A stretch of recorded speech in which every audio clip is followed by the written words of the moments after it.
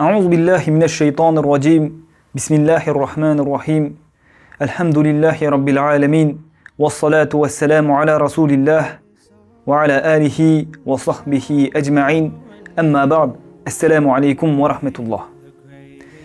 Mes frères et sœurs, nous aimons notre père, nous aimons notre mère, nous aimons nos enfants, nos amis, ceux dont nous attachons de l'importance. Comme vous le savez, le musulman doit en priorité aimer son Seigneur, Allah Azza wa Jal. Ensuite, il doit aimer le prophète sallallahu alayhi wa sallam. Eh bien, la science de la sira nous permettra de connaître et d'aimer le prophète sallallahu alayhi wa sallam comme il le faut.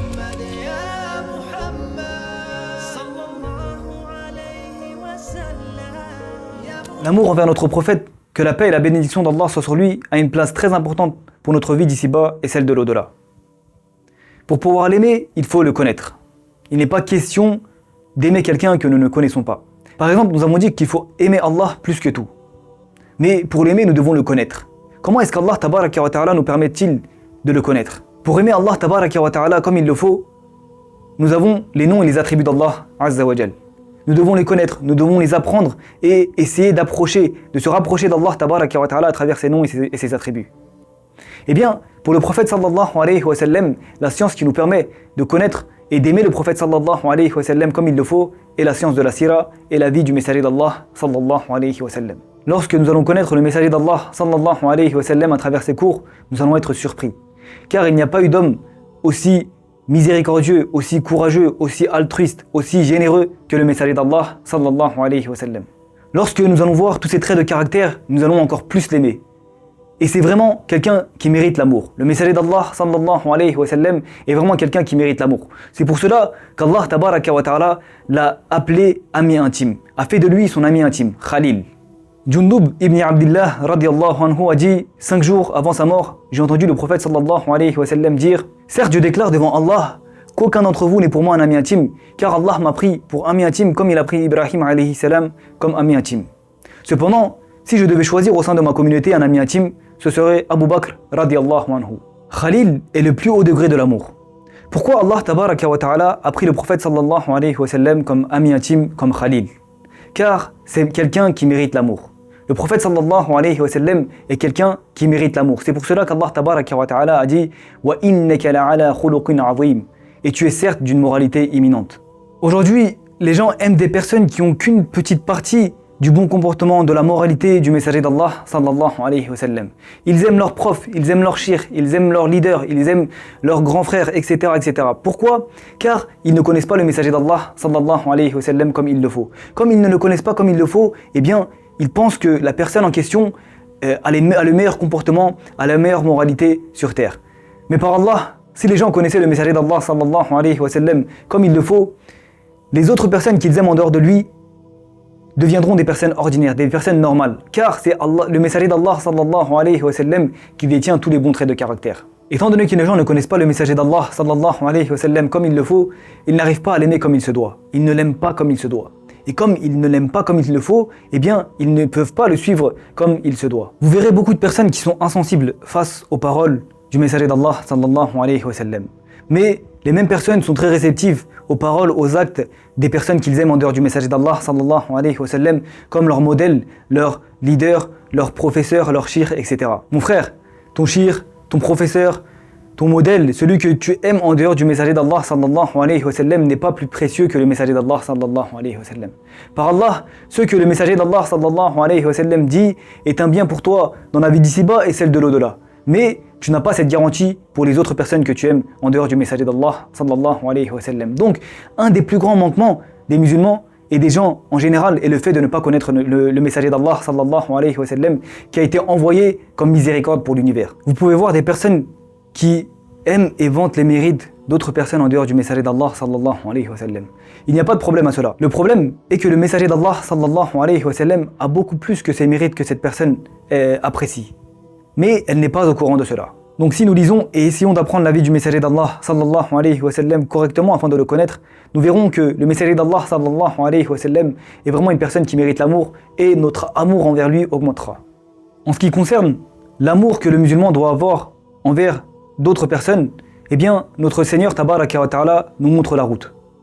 Et dans la sourate Le Repentir, il nous dit قل إن كان آباؤكم وأبناؤكم وإخوانكم وأزواجكم وعشيرتكم وأموال اقترفتموها وتجارة تخشون كسادها ومساكن ترضونها أحب إليكم من الله ورسوله وجهاد في سبيله فتربصوا حتى يأتي الله بأمره والله لا يهدي القوم الفاسقين. Dis, si vos pères, vos enfants, vos frères, vos épouses, vos clans, les biens que vous gagnez, le négoce dont vous craignez le déclin et les demeures qui vous sont agréables vous sont plus chers qu'Allah, son messager et la lutte dans le sentier d'Allah, alors attendez qu'Allah fasse venir son ordre. Et Allah ne guide pas les gens pervers.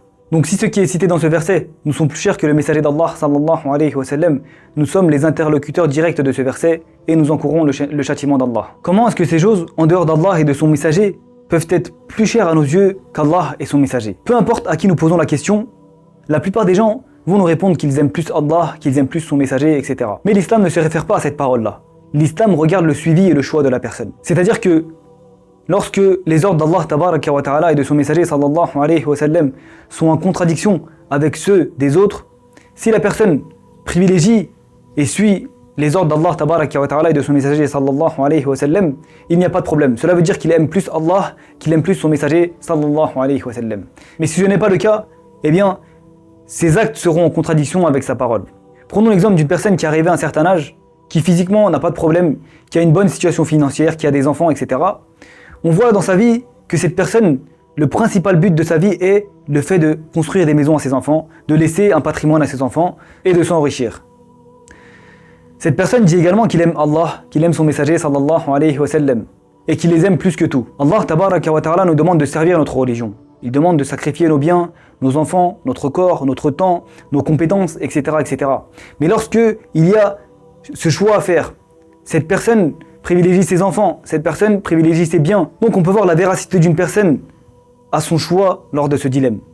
Est-ce que cette personne choisit ses biens? Est-ce que cette personne choisit ses enfants? Ou bien elle choisit de sacrifier son temps? Elle choisit de sacrifier ses enfants? Elle choisit de sacrifier son argent, ses compétences, son corps, etc., etc. Si dans ces cas de figure, elle privilégie son argent, si dans ces cas de figure, elle privilégie le patrimoine de ses enfants, etc., eh bien ces actes auront contredit sa parole qui était qu'elle aime plus Allah et son messager plus que tout. Comme nous l'avons dit tout à l'heure, nous pouvons demander à n'importe qui, est-ce que tu aimes plus Allah, son messager, ou bien tu aimes plus ton shir, ton prof, ton modèle, etc. La plupart des gens vont répondre qu'ils aiment plus Allah et son messager. Nous sommes d'accord à ce sujet-là. Mais ça ne marche pas comme ça, mon frère. Lorsque nous t'apportons un verset, lorsque nous t'apportons une parole du messager d'Allah sallallahu alayhi wa sallam, si tu continues à dire un tel a dit ça, mon shir a dit ça, mon prof a dit ça, un tel leader a dit ça, etc., eh bien tes actes, encore une fois, contrediront ta parole, qui est le fait d'aimer Allah et son messager plus que tout. Dans la sourate Les Coalisés, Allah tabaraka wa ta'ala dit An-nabiyyu awla bil mu'minina min anfusihim. Le prophète, le messager, a plus de droits sur les croyants qu'ils n'en ont sur eux-mêmes. C'est-à-dire que s'il faut aider et protéger le messager d'Allah sallallahu alayhi wa sallam, le croyant, le musulman ne doit même pas penser à sa propre personne. Il doit privilégier le messager d'Allah sallallahu alayhi wa sallam. Eh bien, cela passe par le service au sein de la religion, le fait d'aider la religion et de protéger la sunna. Omar radiallahu anhu dit: un jour, je marchais en présence du messager d'Allah sallallahu alayhi wa sallam et de ses compagnons. Le prophète sallallahu alayhi wa sallam me tenait la main et nous marchions. Et je me suis retrouvé à dire: ô messager d'Allah, je t'aime. Le prophète sallallahu alayhi wa sallam a répondu: plus que tes enfants, ô Omar. Et Omar radiallahu anhu dit: oui. Plus que tes parents, ô Omar? Oui. Plus que ton argent, ô Omar? Encore une fois, il répond: oui. Plus que ta propre personne, ô Omar? Et là, le Omar radiallahu anhu dit: non. Alors le prophète sallallahu alayhi wa sallam a dit: non, ô Omar. Ta croyance ne sera pas complète tant que tu ne m'aimes pas plus que ta propre personne. Omar radiallahu anhu raconte: je suis sorti et j'ai réfléchi. Et je suis revenu en criant: ô messager d'Allah, je t'aime plus que ma propre personne. Et là, le messager d'Allah sallallahu alayhi wa sallam a dit: maintenant, ô Omar, maintenant, ô Omar. C'est-à-dire que maintenant, ta croyance, ta foi est complète. Abdallah ibn Omar va auprès de Omar radiallahu anhu et lui dit: comment as-tu fait pour revenir à cette parole?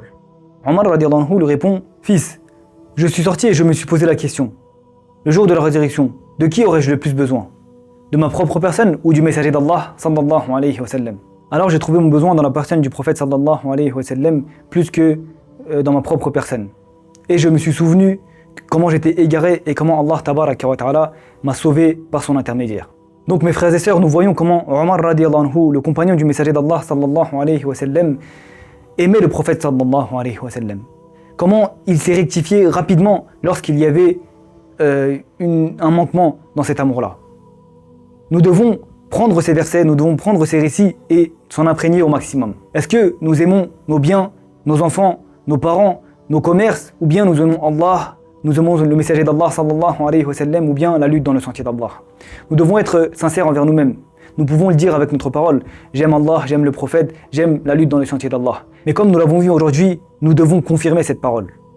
Comment allons-nous confirmer cette parole? Eh bien, nous devons, en ce qui concerne l'amour envers le messager d'Allah sallallahu alayhi wa sallam, nous devons connaître le messager d'Allah sallallahu alayhi wa sallam. Mais comment allons-nous faire pour connaître le messager d'Allah sallallahu alayhi wa sallam? Eh bien, c'est le sujet de notre série. Nous allons apprendre sa vie, nous allons apprendre la sira et essayer de l'appliquer au maximum. Qu'Allah tabaraka wa ta'ala nous permette d'aimer Allah, son messager et la lutte dans son sentier plus que nos parents, nos enfants, nos biens, nos commerces, etc. سبحانك اللهم وبحمدك أشهد أن لا إله إلا أنت أستغفرك وأتوب إليك السلام عليكم ورحمة الله وبركاته